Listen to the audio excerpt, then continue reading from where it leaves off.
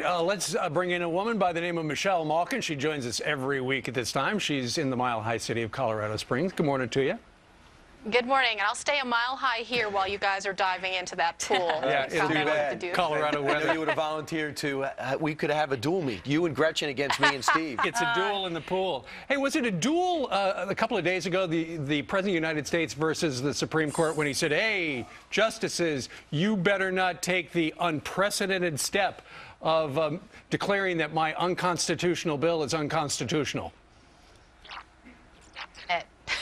I mean, when you've got liberal media journalists, liberal professors at every Ivy League campus disavowing themselves from this baldly false claim that the Supreme Court would be unprecedented if they overturned Obamacare, you better get some new messengers and messages.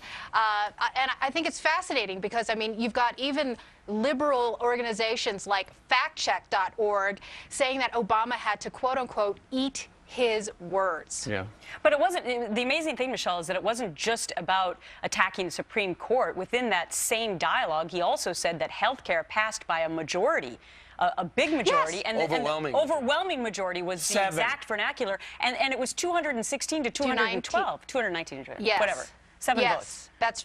That's right, and of course, a healthy number of Democrats who voted on the other side of the aisle. And then, of course, the third baldly false claim there, of course, was that Obamacare is merely an economic issue, because when he had to backtrack, this is how he sort of tried to introduce nuance. Well, what he really meant to say was that the Supreme Court hadn't overturned laws that deal with economic liberty, when, of course, over the last several months, there have been many Catholics and other religious health care providers who have made clear that this is a personal liberty issue as well. Right. Let's move on and talk about the electorate in particular. We've been focusing on the GOP in the primary and seeing who's winning and what they're doing in order to get there. When you talk about women's, the percentage of women voting for a candidate, so far, I believe the administration has made some gains. The president has made some gains in some battleground states with women. But the war on women overall, how effective do you think it's been? Well, according to one report, apparently not very.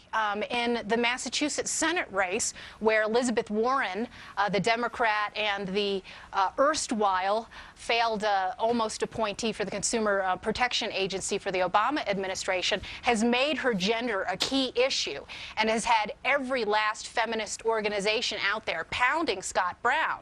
And according to the Independent Women's Forum and I believe Kellyanne Conway's polling firm, they just did a recent survey and found that not only was all of this anti-woman demagoguery not working for Elizabeth Warren, but in fact, Scott Brown is slightly ahead. And I think that there's a number of issues there, but it's not only that this war on women rhetoric is backfired on the progressive left, but in the case of Scott Brown, all of that demagoguery didn't work in 2008, and it's not working now, apparently. Well, wouldn't you say, though, Michelle, the whole war on women really was invented to take people's eyes off of the prize, which is the economy and gas prices. And when you look at those things, the president not doing so well.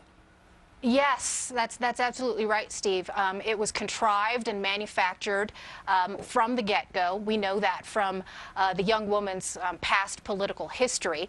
And as is the case with Obama and his Chicago team, it is always about the distraction. And I think the GOP, before that kerfuffle happened, of course, had been gaining a lot of ground and traction in trying to zero back in on jobs and gas prices. And I think as we head into November, we're going to see more and more of this ratcheting up of the politics of personal destruction and the demagoguery, whether it's with women or on race, anything to distract from the economies and the jobs death toll that this administration is responsible for. But also the distraction in that particular discussion was to try and reach out to women by the Obama administration instead of talking about what the issue really was, which was religious freedom. I got to move on to this, though. The Democrats, you believe, have election forgery, some sort of a racket. What's that?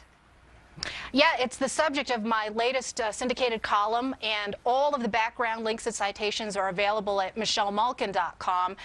There is a pattern of election forgery fraud by not just progressive activists, by Democratic officials themselves. And this week, of course, there were charges brought against 4 prominent Democrat officials in Indiana over a long-standing case that's been going on since 2008 that might have affected the outcome of the actual election. These were forged signatures on petitions to put Hillary Clinton and Barack Obama on the ballot. And this is all happening at a time when so many on the left are having this see no fraud, hear no fraud, speak no fraud posture. And at the same time, there's a similar ring of a signature fraud that went on in Troy, New York. And there are currently trials that are being rescheduled, were rescheduled this week. The first trial ended in a mistrial. But again, you've got elected Democrat officials who were conspiring to rig elections by forging innocent voters' signatures. Ugh. Fraud? What fraud? All right. And you just mentioned Nancy Pelosi. She was doing an interview a couple of days ago with Charlie Rose over on PBS. And listen to this exchange. I say to my Republican friends, and I do have many, take back your party. This is the grand old party. Take it back from whom? Take it back from extremists who are taking it over the edge, anti-government ideologues who really don't believe in a public space. If Nancy Pelosi would resign, the approval rating would skyrocket by 20 points, and she's the most unpopular member of Congress. Okay, so what she was trying to do was reinforce the narrative that the Republicans led by a bunch of extremists. Yeah. This has been her entire career, and I would really like her to name who her Republican friends are. Ooh. I mean, in her world, every last Republican and conservative is an extremist. And the more she thinks that she can say it, the more she thinks it'll be true. This is, again, has been the thrust of the Democrat strategy to continue to lie about law-abiding good people who believe in limited government, constitutional principles, and who know a heck of a lot more about the founding of this country than she does. So to be lectured so sanctimoniously in the confines of the elite space of PBS isn't really going to move her numbers very much. Michelle, I think this is the first time you've ever come and done impersonation. She nailed it, though. All right. I mean, it was actually quite good. Michelle Malkin now available for birthday parties, mall openings, and whatnot. And check out her column at michellemalkin.com. Thank you. Thanks. Take care, guys. Bye. You bet.